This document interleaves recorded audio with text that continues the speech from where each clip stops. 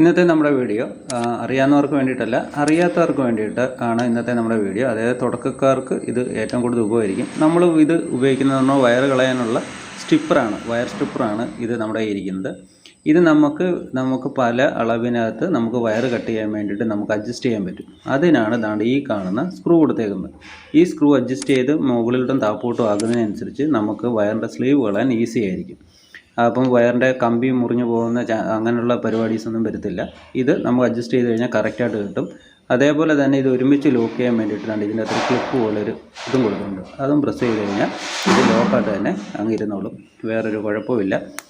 കണ്ടേ, ഇങ്ങനെ അങ്ങ് സെറ്റാക്കി നമുക്ക് വെക്കുകയും ചെയ്യാം. അപ്പം വയർ ഇതേപോലെ കറക്റ്റായിട്ട് കമ്പി മുറിയാതെ, അതായത് കോപ്പർ വയർ മുറിയാതെ തന്നെ നമുക്ക് വയറിൻ്റെ സ്ലീവ് കളയാൻ വേണ്ടിയിട്ട് നമുക്ക് ഇതേപോലെ അഡ്ജസ്റ്റ് ചെയ്ത് വെക്കാൻ പറ്റും. തുടക്കക്കാർക്ക് വേണ്ടിയിട്ടുള്ളതാണ് ഇന്നത്തെ നമ്മുടെ വീഡിയോ.